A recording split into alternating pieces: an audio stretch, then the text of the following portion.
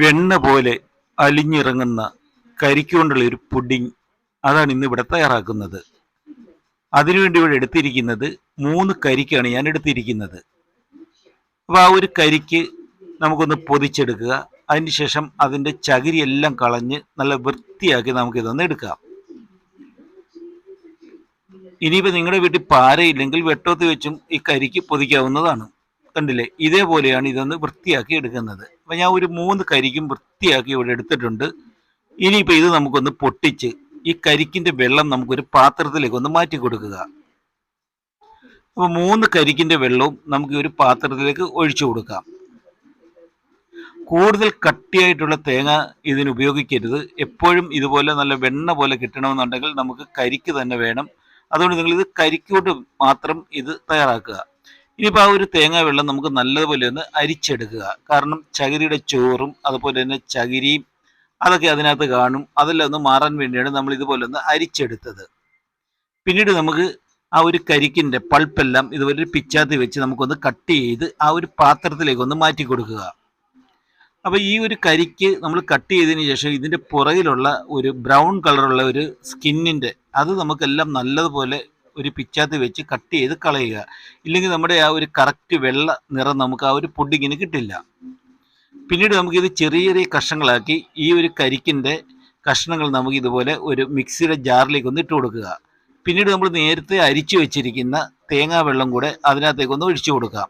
എന്നിട്ട് ഇത് നമുക്ക് നല്ല കുഴമ്പ് പരുവത്തിൽ ഇതേ രീതിയിലൊന്ന് അരച്ചെടുത്തുകൊണ്ട് വരിക. ഇനിയിപ്പോൾ നമുക്ക് ഇതും ഒന്ന് അരിപ്പയിലൂടെ ഒന്ന് നല്ലതുപോലെ ഒന്ന് അരിച്ചെടുക്കുക. കാരണം ഇതിനകത്ത് ഈ പറഞ്ഞതുപോലെ അരയാതെ കിടക്കുന്ന ചെറിയ കഷ്ണങ്ങളും അതുപോലെ തന്നെ ചകിരി, അതിൻ്റെ ചോറ് ഇതൊക്കെ കാണും. അപ്പോൾ അതെല്ലാം ഒന്ന് പരിപൂർണ്ണമായിട്ട് മാറാൻ വേണ്ടിയാണ് നമ്മളിതൊന്ന് അരിച്ചെടുക്കുന്നത്. നമ്മളത് കറക്റ്റായിട്ട് അരിച്ചെടുത്തിട്ടുണ്ട്. ഇനിയിപ്പോൾ ഇത് എങ്ങനെയാണ് തയ്യാറാക്കുന്നത്? അപ്പോൾ അതിനുവേണ്ടി സ്റ്റൗവിൻ്റെ മുകളിൽ ഒരു പാത്രം വെച്ച് കൊടുക്കുക. അതിലേക്ക് നമ്മൾ ഈ അരച്ചു കൊണ്ടുവന്നിരിക്കുന്ന ആ ഒരു കരിക്കിൻ്റെ ക്രീം ഒഴിച്ചു കൊടുക്കുക. എന്നിട്ട് ഇത് ഒരു 2-3 മിനിറ്റ് സമയം നമുക്ക് നിർത്താതെ ഒന്ന് ഇളക്കി കൊടുക്കുക. അങ്ങനെ ഒരു 2-3 മിനിറ്റ് ഇളക്കി കൊടുത്തു കഴിയുമ്പം ഇത് ഒരുമാതിരി നല്ലതുപോലെ ചൂടായി വരും. അപ്പോൾ ആ ഒരു ചൂടായി വരുന്ന സമയത്താണ് നമ്മൾ ഇതിനകത്തേക്ക് ഇനിയും പഞ്ചസാര ചേർത്ത് കൊടുക്കുന്നത്. ഞാനിവിടെ ചേർത്ത് കൊടുക്കുന്ന പഞ്ചസാര 2 കപ്പ് പഞ്ചസാരയാണ് ചേർത്ത് കൊടുക്കുന്നത്. നമ്മളിവിടെ എടുത്തിരിക്കുന്നത് 3 കരിക്കാണ് എടുത്തിരിക്കുന്നത്. അപ്പോൾ ഒരു 3 കരിക്കിൻ്റെ ആ ഒരു ക്രീമിന് നമുക്ക് 2 കപ്പ് പഞ്ചസാരയുടെ കാര്യമേ ഉള്ളൂ. കാരണം പുഡിങ്ങിന് ഒരുപാട് മധുരം പാടില്ല.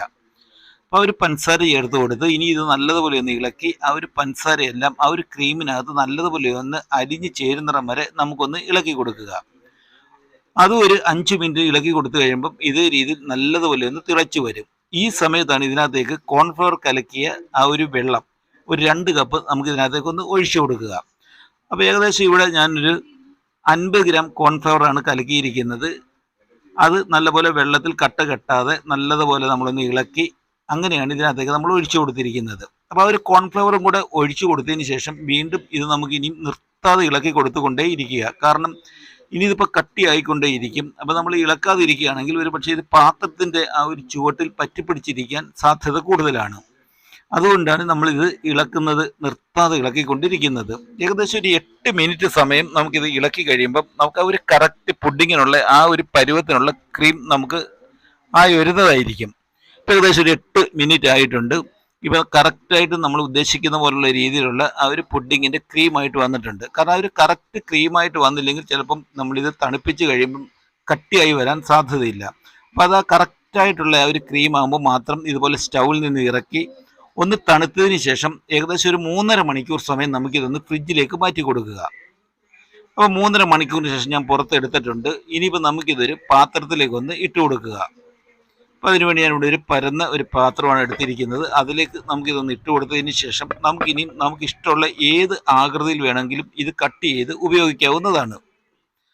തീർച്ചയായിട്ടും നിങ്ങളിതൊന്ന് വീട്ടിൽ തയ്യാറാക്കി നോക്കുക. കുട്ടികൾക്ക് വളരെയേറെ ഇഷ്ടപ്പെടുന്ന ഒരു പുഡിങ്ങാണിത്. വായിലേക്ക് ഇട്ട് കഴിഞ്ഞാൽ വെണ്ണ അലിഞ്ഞിറങ്ങുന്നത് പോലെ ഇത് അലിഞ്ഞിറങ്ങുന്നതാണ്.